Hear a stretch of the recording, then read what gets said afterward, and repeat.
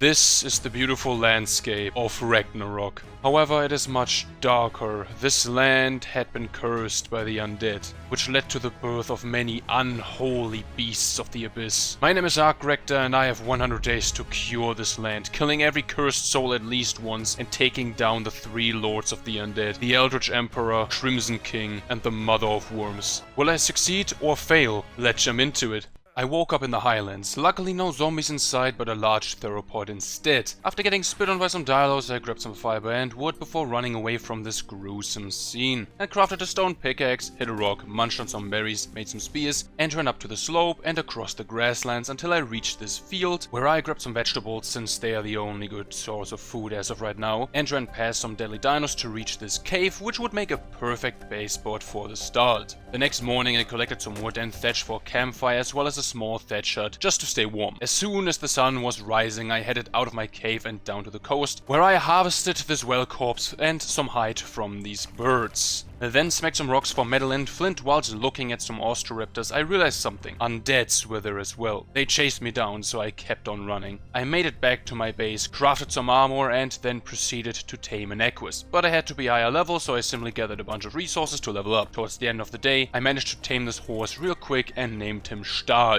Some narcotics have been made, and while staring at this giga that was above my cave, I tried to get some crystal but got none. I kept on looking for crystal though. I walked down into this valley, found a small cave, and there I found some more crystal.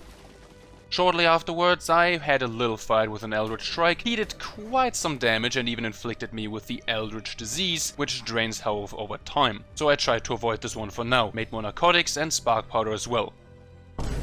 Well, this seems a bit troubling. I didn't feel too safe with an actual giga right outside of my entrance. I gathered some stone, made a bow and spears, which I turned into wooden spear bolts for extra damage. Stahl and I slowly walked outside the cave and proceeded to explore the islands.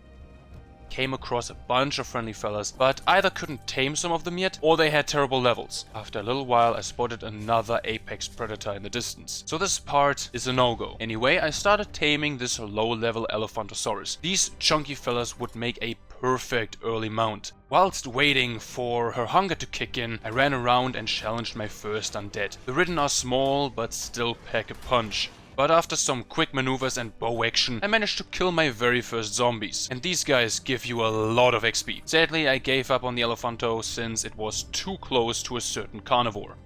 I made a forge on day 5 as well as some more narcotic. And after some time has passed, I crafted a smithy and expanded my shack a bit to place said smithy. Made a metal pickaxe, farmed up all the nodes in my cave, and then gave myself a haircut. I waited for some more metal to smelt, used it to craft a metal hatchet, and then headed out to the redwoods, where I collected a bunch of wood.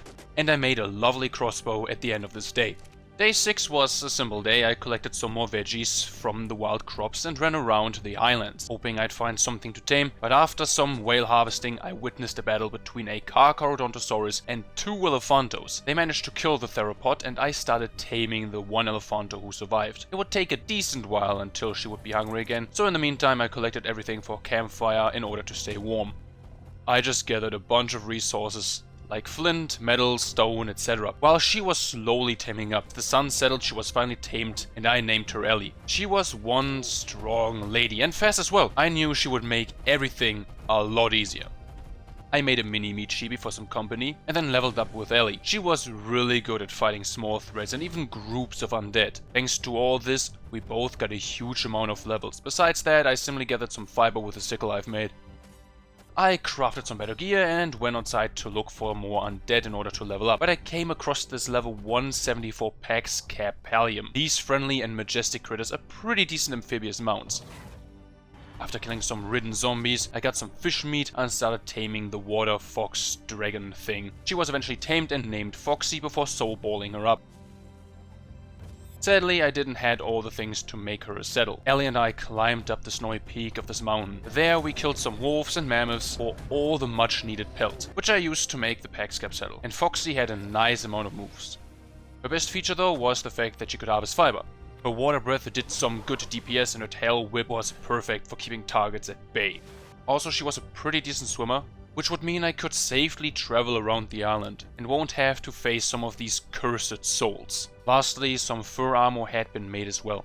To make my life a lot easier, I knew I would need a harpoon launcher and net projectile. So my journey to the volcano began. There I played around with some old friends for organic polymer, and afterwards I continued my walk around the volcano. But then I spotted something. A Scorched Watcher, a level 5 monster of the abyss. Something I couldn't mess with at this point. So I ran around it. I kept on exploring though, but spotted more watchers. I got this weird feeling in my guts that they're patrolling this area for a reason. I ran back to the highlands and collected some metal as the night fell upon the lands. On day 12 I gathered all the resources for a behemoth stone gate to close up the entrance to the cave. But after I did that I needed some more wood, so back to the redwoods I go whilst looking at potential future tames. While gathering some wood I spotted a large group of undead in the distance. Some looked more monstrous than the others. I observed them for a while. As soon as some of them spotted me, they charged in my direction. Even a so-called big boy joined the fight, but Ellie and I killed them. However, an imp attacked me and set me on fire. Ellie crushed it though. 2 more types of undead off my list. Sometimes the undead seem to drop ammunition, which will be quite helpful later on. After that little fight, I started taming this Apatosaurus, a huge and friendly herbivore. It was a passive tame, so it will take a little while. While I was waiting for him to get hungry again, I ran next to the Wyvern Trench for some mantis, but I found a Twilight Giganotosaurus instead. Yeah, time for me to run into the opposite direction. I spent my time leveling up Foxy and got rid of the whale bodies once again. I gotta say though, these make narcotic crafting way too easy on this island. At sunset, I was back at the Apato and fed him berry after berry after berry. The feeding continued the next day, and then I had to wait again until he would be hungry. So I checked out the redwoods a bit. There I started taming this Plateosaurus. Why? You'll see. However, not that far away I saw him, the Eldritch Emperor, one of the 3 Undead Lords, a massive scorpion-like abyss beast. He was wrecking everything in his path, so I had to avoid him at all costs. I tamed up the Plateo and then went back to the Apatosaurus. Now the Plateo would be quite useful since they turn narco berries into narcotic. I then replaced my thatch base with a small stone platform and made a second forge. After some crystal farming, I was able to make a fabricator and place it down. The Apato was also tamed at last and I named him Ludwig. You were at my side all along. He was a unit. Really good range with his tail whip, and did some nice damage with his stomp attack. He also did a lot more damage towards smaller targets. With the Ludwig, I was more than capable of walking around the redwoods and snow biome with a lot less worries in the world, since a lot of the dinos would ignore him. I saved the red panda from some terror birds and tamed it up as well. I named him Bob. From here on, we kept on walking through the mighty forest. I wanted to steal some things from the beavers, but I saw this, a carrier hive, a tier 6 beast. I gotta avoid this crustacean thing for now. But I still got attacked by a small horde. However, I did took down a tier 4 undead, a Sycamore. That clash continued till the next morning. After that I simply pushed through and sprinted back home. Ludwig was injured and I do not want to risk anything. At home I made an upgrade station, not to upgrade but to grind some stuff the zombies dropped. A full set of ghillie gear had been made, and while I swam near the shores I found a high level male pack scab. So of course I tamed it. I needed some more paste for a S+ nanny, but I crafted some ammo and a rifle as well as strength darts. I wanted an oil pump, but also needed a lot of resources for that, specifically pearls for electronics, so I spent my day killing trilobites and looked for pearls. Regarding the pearls, one good way to get some would be the beaver dams. However, the ones in the redwoods are off limits and the ones near Viking Bay are way too far away. The only logical option was getting a flyer, so I tried to tame the Geostern Bergia, but it got eaten by some mallows. Anyway, I hooked up the pack scabs, made more cementing paste and gathered more stone. I received my first baby pack scab, but it had bad stats, so I had to get rid of it. Also, the nanny was finally made and placed, but I still needed a generator, and therefore more materials for the cables. Killed some more insects and then got a baby pack scab with all the good stats. So I kept it safe in a soul bowl for now and headed back to the sea for more pearls. With that, I had all the pearls required to make the electronics for the outlet, to power the nanny and finally imprint the pack scab. I named her Mitsu. I went on a little narcoberry run with the Plateo and made some gunpowder. And as always, imprinted creatures are way better. We fought against some small groups of Ridden in order to level up Mizu. The amount of XP these unkindled give you is insane, and since Mizu healed up overnight, I felt brave enough to explore the island a bit more. I spotted a watcher really close at the shore and tried to kill it, but left it alone cause I didn't feel like losing Mitsu. We ran across the grassland and up the slope until we reached the beaver dams. Problem though, there was a carrier hive close by, so we kept on running. We ended up near the castle and I saw a health bar. That one belonged to an unknown Ceratosaurus, an incredible rare and powerful mini-boss. So we kept on moving forward, but it's honestly insane how you're not safe from these zombies no matter where you go. The next day we kept on running and traveling across land and sea alike, mainly because I was looking for potential tames, fought some undead here and there because of all the ammo that I can grind, and that's really it. Back at Viking Bay I looked for the small underwater cave, since that one has pearls in an abundance. However, some creatures wouldn't allow that, so I simply scrapped all the pearls I could find off the seafloor, as well as a bit of oil. On my way back to the grassland I stumbled upon a max level narwhal, so I started taming him considering they can harvest pearls. He was named Willy. Back at base I collected all needed items for an oil pump. Now the difficult part was getting this thing all placed and ready in the desert. On my way there I killed a single small sheep and kept on moving forward, simply swimming past most danger.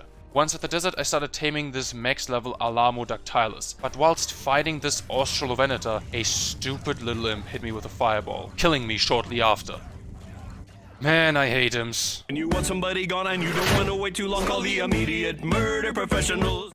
Not those though. I respawned, made a personal gravestone real quick to get my stuff back. I jumped on Foxy and we headed back to the desert, hoping Mitsu and Bob are still alive. In the desert I got surprised by a nasty sandstorm, but color me surprised, both of my critters were still alive. Also funny enough, this pterodactyl was somewhat stuck at the surface, so taming him up was child's play. I named him Spamton because of his long and sharp nose. I didn't even need a saddle to ride him. Mitsu and I wanted to finish what we started, but not before killing some of these undead, including a slasher, another type into the book. The journey continued and we dodged so many dangerous foes. I placed the oil pump and got on Spamton. He was pretty cool to be honest. He could gather stone, had heat vision and got strong after killing bugs. Whilst flying across the dunes I realized how badly corrupted this part of Ragnarok really was. With Spamton on my side it was a whole lot easier to do pretty much anything. I leveled him up with some reanimated bodies, then we flew into the big old ice cave and opened every loot crate there. None of the loot was really good though. And later on, after dealing with some more rotten fellas, I managed to get this ghillie piece from a drop. Day 28 I got this really neat shotgun from a yellow drop. Besides that I didn't do much, flying over this cursed dark land looking for worthy creatures that might help me in this journey. We kept on flying across mountains, deserts and the redwood, but nothing piqued my interest. Well, except for this alpha concave venator, I just swooped in, poked the conker and shot him as well sometimes with the little shotgun ammo I've got from the zombies. Now I'm only doing this because of the loot these alphas can give me. I poked this alpha over and over again until I gave him the final poke. I grabbed the loot crate that he dropped and I was blown away. Just look at this insane long neck rifle. I wanted to go somewhere with Mizu, but there was a Giga way too close to my base, so I jumped on Spamton, flew down to the shore and lured the Giga into the sea where he got attacked by sharks. On day 31 I looked for a potential new base spot, and I considered to move into one of these caves. Oh, also if you enjoyed this video at any point, consider to like, subscribe, share around, it really does help out a lot. And I also found this really good flag blueprint. New day and I needed a wood harvester, so I went to the snow biome and started to knock out this mammoth. But I had to lure these fellas down. Got him! Once knocked out, I left her alone and flew down to the jungle, and there I found a Binturong, a small little furball that makes taming a lot easier. I tamed her up and named her Butter. Thanks to her, the mammoth tamed up a lot quicker. After killing some more zombie hordes for XP and bullets, I flew to the desert islands and tried to tame this high-level Stygimoloch for metal harvesting. I did manage to knock it out, but of course a stupid direwolf had to be close by and attacked it, so I got rid of both of them. But anyway, within the desert I found a high-level girlfriend for Spamton, but she was kinda angry, so I left her alone. I did get the chance to feed her, but she was really close to a large group of undead, so I tried to deal with them as much as possible. Problem was, these scorched zombies set me ablaze, which did a lot of damage. And to top it all off, the female pterodactyl just had to get mad at random insects and attacked everything. Losing taming process, so I fed her again, only for her to fly way too close to some zombies once again. After way too much back and forth, I simply left her behind. Day 35, I still checked some possible base spots, but none of them seemed really appealing. I did challenge this Alpha Rarosaurus though, managed to kill it. Loot was, well, kinda meh, except for this crossbow. I spotted this Origin Manticore, the origin species of the Manticore Guardian, and these mighty monsters would be a perfect flying mount.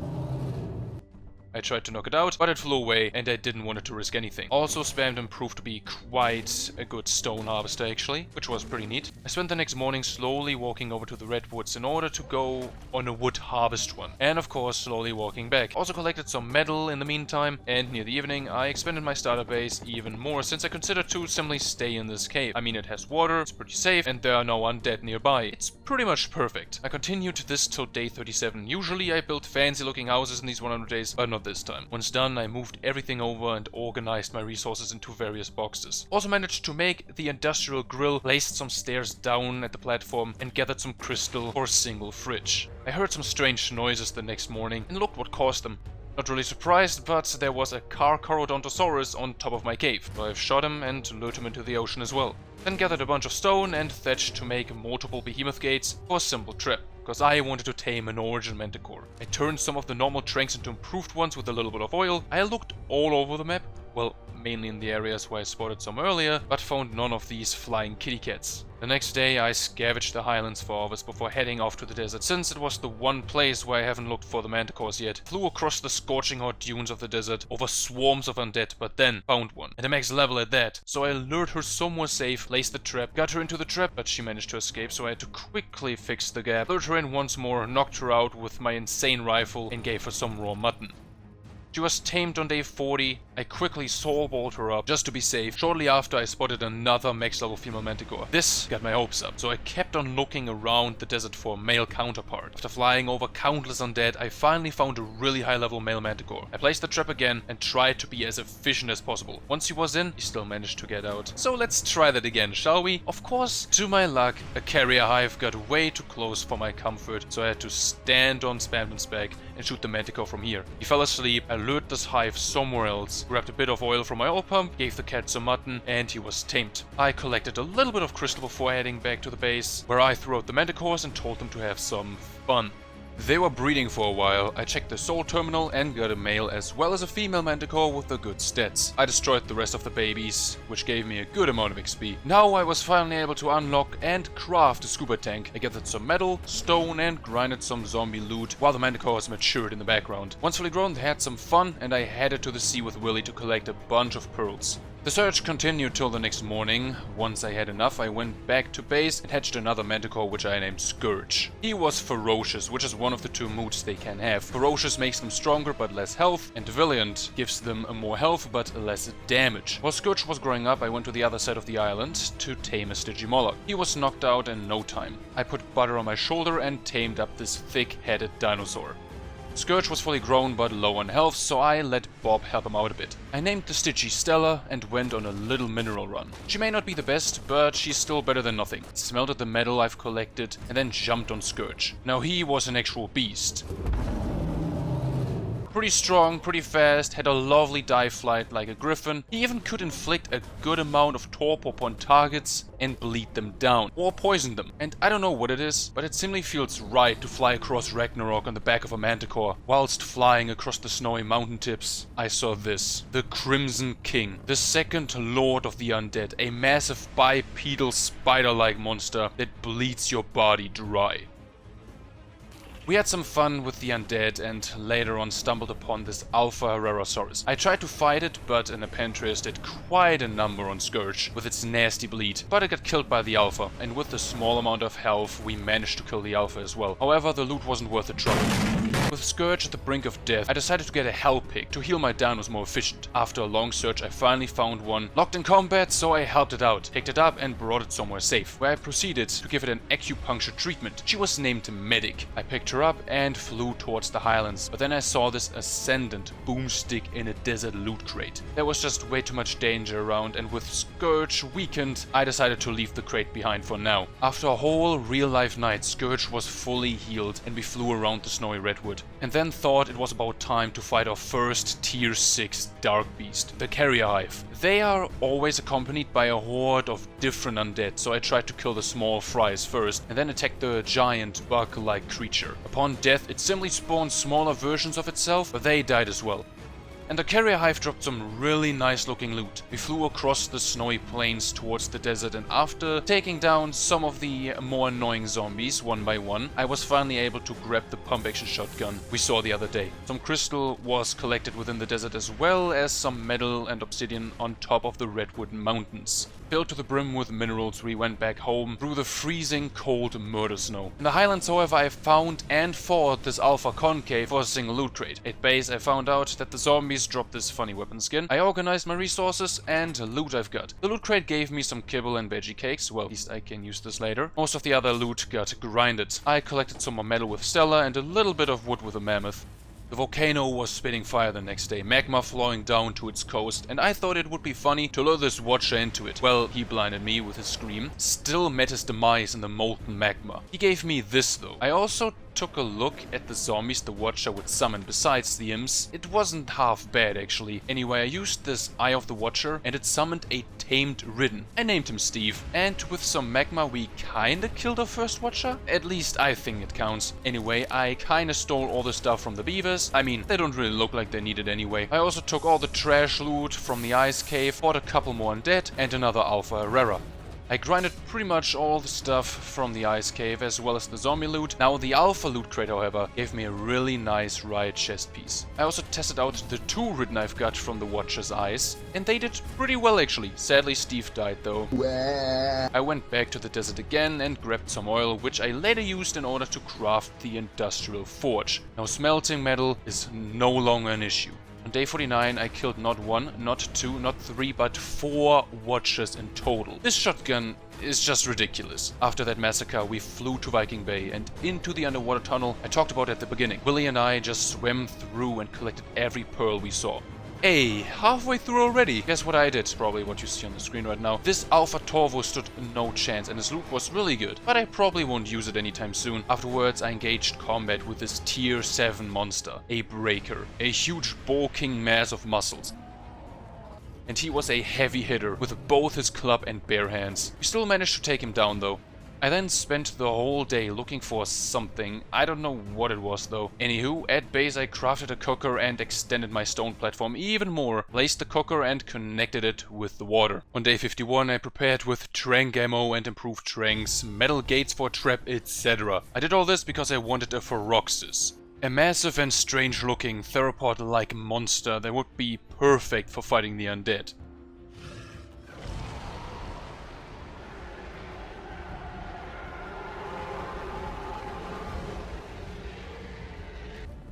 After a decently long search, I found one atop this plateau. Max level and good stats. So I placed down the trap and lured her in. And just pummeled her with darts. She had the torpor drainer for Giga though. I then realized I had no narcotic with me, but Stella. I knocked out the Feroxis and just gathered a lot of narcoberries with Stella. Put butter next to her and just fed her a bunch of narcoberries. She eventually woke up and was tamed. But I wasn't the right level to even ride her yet. I also used some of the alpha blood I got to make prime darts. These babies will hit different. I then headed out into the world to look for male Feroxis, and I indeed found one. He wanted to play a small game of chase, which I didn't really mind. I brought him to the small beach section, got him all trapped and secured. And as I said, the prime darts just hit different, especially with his rifle. This Feroxis fell asleep in a couple of minutes. This time I had some narcotic with me though. Once tamed, I got him back to base and introduced him to his wife. The manticores got put in balls and I replaced the torches with air conditioners. A harpoon launch as well as net projectiles were made, and I saw not 1 but 2 gigas in the highlands. So up to the sea with both of you idiots. Well, I did kill one of them with my guns though.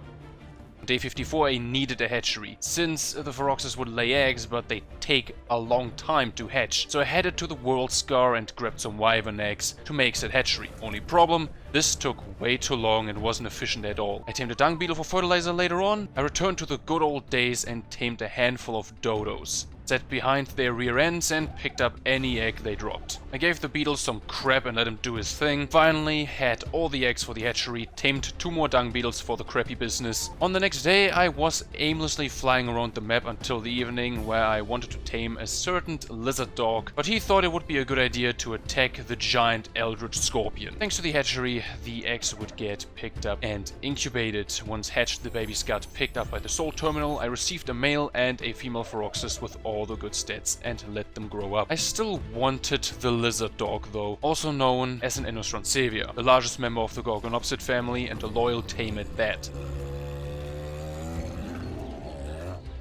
After some time, I did found a really good one, but in a sketchy area, so I lured away down to the desert. Taming Innos is really simple. First, be level 65, net gun it, bring it down to 75% HP, bonk it with a wooden club, and wait till it's free from the net. Then feed it, wait for it to be hungry again, and tamed.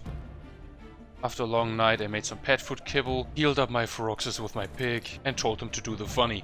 Afterwards, I had enough of the Eldritch Emperor, so I challenged him. See if I can kill the first of the 3 lords. He could hit me off my mount, so I stayed clear of his tail. Got in some shots from the distance and swooped in to bite him a few times. He gets stuck on a cliff, so I got in as many bites as possible. The fight continued till the next day, simply swooping in, biting as much as we could. But from the looks of it, the Lord doesn't like water, so I lured him into the ocean and shot the Emperor. We managed to slay him, but his minions still wanted more. They fell as well. But with that, one lord has fallen. However, question is, for how long? However, he dropped an egg and a trophy. I placed the trophy down, let the egg hatch, wrapped these ripe pans he dropped. A smaller and weaker version of the Eldritch Emperor hatched from the egg. I named her Tox. Once matured, I sadly couldn't ride her. She did more damage towards the undead, which was a really nice ability. The next day I received a damage and health mutation on the Feroxes. I also hatched a third one, which I named Tyrant. Whilst fighting and nearly dying to some damn imps, I tamed up a second red panda. I also found this really good male Innistrad Savior, and of course, like the female, lured him somewhere safe and tamed him up. Day 61 was spent eliminating more of the risen undead, as well as a mantis hunt in the desert, since I still needed organic polymer to either craft items or primarily repair my armor. At last, some minerals had been collected atop the Redwood Mountains. After lots of baby grinding, I was finally able to craft the saddle for the Feroxes. I organized my breeding area just in case if I want to stack mutations. I then healed up Tyrant, and once fully healed, it was time to test him out. He was a monster. High damage, inflicting an insane bleed upon his targets, as well as a shredded debuff which lowers healing, but overall a raw powerhouse. We ravaged the highlands to gain XP, as well as fighting 2 watchers, head on this time. Even they stood no chance. Oh, and back home I got a female Inno with the good stats. Male one with the right stats was born the next day. I checked for more mutations on the Feroxes, but sadly didn't got any. I've made some medical brews just to be safe from the imps and the larger undead. Tyrant and I headed into the Redwood to level up even more. However, we then came across a second Eldritch Emperor. Either the corruption of this land brought him back, or the other 2 lords revived him. I knew we had to do something, so we fought him. But he was stronger than before, doing quite the number on Tyrant as well as breaking my armor way faster. But after turning back and forth, dodging his attacks, we pushed through and took him down. At last, he dropped some good loot and a second egg. The good stat Innos got busy, and I wanted to make Tyrant even stronger, so we ran across the land fighting everything. But then whilst fighting a carrier hive, I realized something. Even with the Emperor gone, the amount of undead didn't decrease. In fact, they got more powerful. The curse is still there. It got worse. We kept on going forward into the desert and fought horde after horde after horde. Eventually, we had to go back. There is no way we can cleanse this land this way. The other lords must fall as well. The next day, I hatched a Inno for later uses. I named him Gale. He had some mindsets that could be unlocked with any artifact, giving him more abilities, so Scourge and I flew to the Redwood and snatched the artifact of the Brute. Shortly after, we collected some more polymer, but whilst flying near the volcano, I spotted her, the last lord, the mother of worms, the largest and most powerful abyss monster on this island. I was glad to be in the air at that time. Later on, Gale had fully matured and I used the artifact to unlock the Survivor mindset. This one gives him more armor and increased healing whenever he killed something. And Innos are really good mid-sized combat mounts that pack quite a punch. We kept on running across the highlands, fighting dinos, dodging gigas, all the stuff you do to level up. I then put Gale in a ball and flew over to the ice cave. Now this will be funny. We fought some bears, walked down deeper into the cave, got this lovely message, and proceeded to walk. Here I took a left turn and had to fight ice worm after ice worm, opened some crates, kept on walking through these narrow frozen tunnels, and at the end of the day we ended up near the Ice Queen arena. We jumped down, but then couldn't move forward, so I had to ball Gale up. And for some reason, there was nothing. No Ice Worm Queen, no crates, nothing. I don't know if I did something wrong, so I broke this ice wall and ended up in the canyon. Only issue, I left Scourge in the cave. So now we had to walk past all the possible danger. Luckily Gale was pretty strong. We eventually made it back to the cave and to my Manticore. I balled him up and entered the tunnel yet again. This time though, I jumped down into this hole. It was the exact same story again. And again, no Ice Worm Queen. How strange. You know what that means? Flying back home. On day 68, I hatched the Elder Scorpion I got from the second fight and named him Injector. That's kinda it. Well, that and I made painkillers for the first time. These reduce the damage you take as well as healing you over time. Day 69, I went back to the ice cave and did the same thing again and again. They do say that third time's the charm, right? Also got this pretty cool fur cap. At least I proved that Innos are really good cave mounts. But eventually I got disappointed once more. I got hit with the same result as before. No Ice Queen, no nothing. I do not know if I did something wrong or if there's something wrong with the Ice Queen. After that, we took to the skies again, and while Scourge veins were filled with painkillers, we fought another large horde of undead. I prepared with grappling hooks, rocket launchers, as well as rockets the next day and went over to the jungle. Why? For the lava golem cave, of course, walking past sneaky traps down this crevice. I slaughtered some insects as well as an Aranea. Once he died, he spawned in spiderlings. Oh well, 2 more undead into the book. Thanks to Gale's slender body, it was really easy to traverse through these narrow tunnels. After some grappling and soulballery, I mauled my way through small groups of enemies until I reached this jump and run section that I safely skipped. I gunned down every little cave crawler that got in my way and made it to this cliff, walked up, across the magma stream, and down the staircase. I safely grappled my way to the artifact, grabbed it, and then up to these crystals, which I removed, and there we go, we officially disturbed the lava golem. I made my way up to this platform since it's the safest spot, and then engaged combat with the brimstone giant. Rocket after rocket had been fired until I had to grab to my trusty shotgun, and from here on out, I did nothing else but fill him up with metal. Yep, it was indeed that easy, cause he couldn't reach me. I took him down. Now getting the loot from his dead body was the tricky part. I didn't want to jump on him and accidentally fall into the lava, so I did something I didn't knew I could. I threw out Scourge and used him as a bridge of some kind in order to get on the golem's body. Now he had some really nice looking stuff. In fact, I could even replace some of my current gear with this, and I did. I took the rest from the crates and left the arena. And since I only had a single grapple left, I decided to cross this section the easy way. After even more fighting and hardcore parkour, we made it out of this cursed cave. Some loot got grinded and I placed the artifact down, as well as moving the trophy wall. Day 74, I found out that I could not fight a wild Giga with Tyrant, but a wild Carcharodontosaurus. I also spent the early morning harvesting more wood, but yet again I had to lure the Giga into the ocean. Tyrant and I spent the whole day in the desert hunting down Mantis, fighting this Alpha Dinokairos, which gave me 3 loot crates, and of course fighting seemingly endless numbers of undeads and hives. At least I can grind all the riot gear they drop. Once home, I did that. Here's the loot from the Dinokairos. I healed up Tyrant and shortly after hatched this female Feroxis and named her Muffinsy, named after a random person who wrote a comment under my last 100 days. Besides that, Stella and I collected a bunch of obsidian on the volcano for polymer. I went on a level run with Muffin, and we even fought a Watcher, whose minions almost killed me, but we held our grounds and killed all of them. I used the eye to summon in another Ridden, which was named Cleric. Besides some leveling and healing, not much happened. I went on a mindless meat run, cleared the castle for whatever reason. This Alpha Carcharodontosaurus died for its crates, and for the rest of the day I killed Titanoboas since I needed their venom for the painkillers. I gotta say, the alpha loot is nice, especially these skilly boots, but I won't use the rest anytime soon. And after flying all over the island, I tamed up a bunch of sheeps I saw wandering around, because why not? On day 80 I spent some time naming all of the orbis I tamed after random people wrote a comment under my last 100 days. Feel free to check it out if you like. Enough cute stuff. I grabbed one of the sniper rifles I've got from the Emperors, picked up Tyrant and Muffin, and flew over to the snow. There the Crimson King was still patrolling the area. And from a safe distance, I threw out my Feroxes, gave them painkillers, and charged into battle. The king called in all of his minions, threw the blood curse at us, and all of his minions charged in, doing quite the number on my tames. But after teeth clutching, tail swipes, ripping and tearing, the king had fallen. With a scream, we went out on top.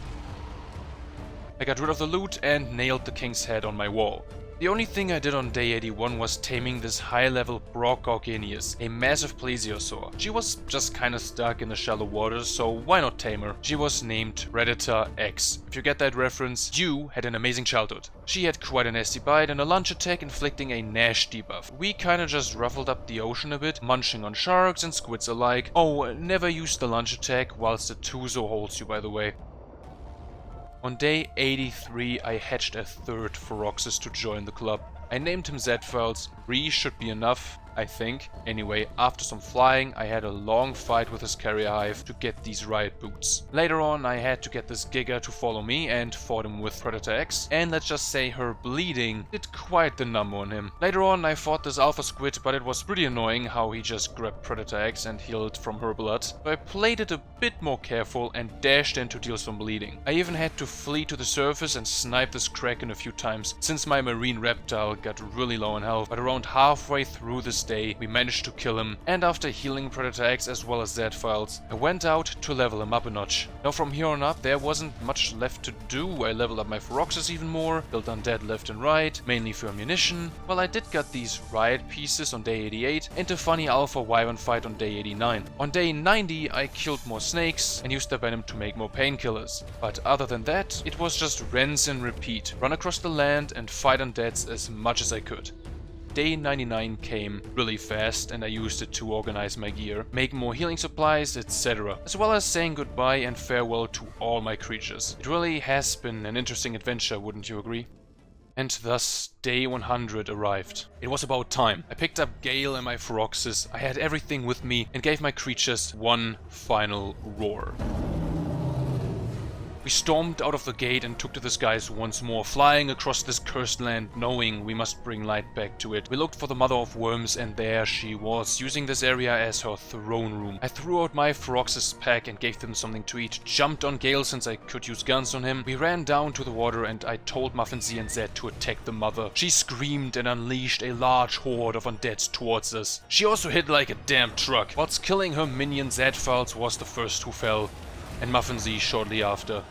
Gale, Tyrant and I ran up the cliff. I then mounted Tyrant and we mauled our way through the hordes just to get to this monster. However, we stood our ground and I shot her from a distance, luring her towards us. Some more shotgun blasts to the face had been delivered and I told Gale to get out of there. We ran in head first to the Mother of Worms.